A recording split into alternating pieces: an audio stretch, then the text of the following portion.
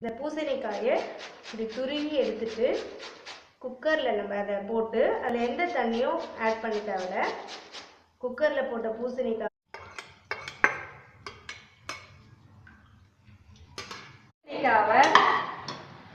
குக்கரில் ஒரு 3 விசில் வச்சு வேக வச்சுருங்க.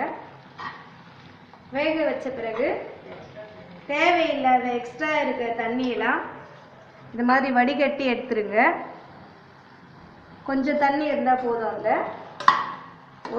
ஒரு கப் பூசணிக்காய் திருகலுக்கு 1/2 கப் சர்க்கரை, இல்லைன்னா 2 கப் பூசணிக்காய் திருகல் எடுத்திங்கன்னா 1 கப் சர்க்கரையை அதில் போட்டு கொஞ்சம் கொஞ்சமாக கிளறிட்டே இருங்க. ஃபுட் கலரை கொஞ்சம் தண்ணியில் மிக்ஸ் பண்ணி வச்சுக்கோங்க. இந்த ஃபுட் கலரில் கலர் வர்றதுக்காக இதில் ஊற்றி ஒரு ஸ்பூன் நெய்யை ஊற்றி எல்லாம் மிக்ஸ் பண்ணிக்கோங்க.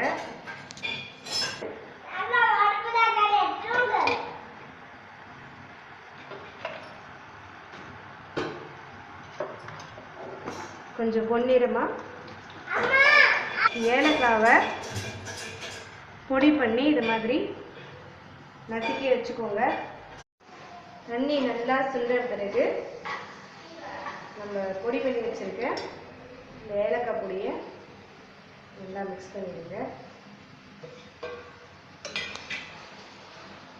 ஏலக்காய் பவுடர் மிக்ஸ் பண்ண பிறகு நம்ம வறுத்து வச்சுருக்க இந்த முந்திரியை நெய்யோட நெய்யில் தான் வறுத்துருக்கோம்.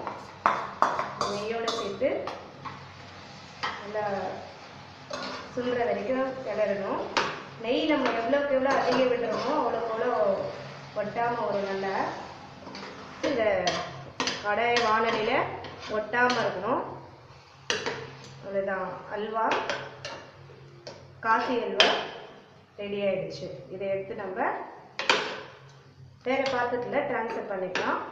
இன்னொரு முறை இதை எப்படி செய்யணுன்ற முறையை இன்னொரு முறை சொல்லிடுறேன். கல்யாண பூசணிக்காய் ஒன்று எடுத்துகிட்டு அதை நல்லா வாஷ் பண்ணிவிடுங்க.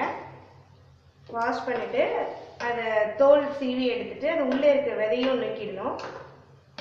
தேங்காய் துருவலில் இந்த பூசணிக்காவை நல்லா துருவி குக்கரில் ஒரு 3 விசில் வச்சு இறக்கிடுங்க. வெந்ததுக்கப்புறம் இந்த பூசணிக்காவில் இருக்கிற எக்ஸ்ட்ரா தண்ணி இருக்கிறதுனா எடுத்துட்டு தேவையான அளவு தண்ணி வச்சுட்டு அதுக்கப்புறமா சர்க்கரை 2க்கு 1, அதாவது பூசணிக்காய் துருவல் 2 இருந்ததுன்னா 1 கப் சர்க்கரை, 2 பூசணிக்காய் துருவலுக்கு வந்து 1 கப்பு சர்க்கரை ஆட் பண்ணிடணும். அதுக்கப்புறம் நெய் தேவையான அளவு ஆட் பண்ணிவிட்டு முந்திரியை நெய்யில் வறுத்து அதில் ஆட் பண்ணிவிடுங்க. வாசனைக்காக ஏலக்காய் பொடி பண்ணி அதில் தூவிடணும். கலர் நமக்கு எவ்வளோ அளவு கலர் தேவையோ அதுக்கேற்ற மாதிரி ஃபுட் கலரிங்க கொஞ்சம் தண்ணியில் மிக்ஸ் பண்ணி அதில் ஆட் பண்ணிவிடுங்க. அவ்வளோதான், காசி அல்வா முடிஞ்சிடுச்சு. சுவையான காசி அல்வா தயாராகிடுச்சு. இதை நீங்கள் எடுத்து பரிமாறலாம் எல்லாருக்கும்.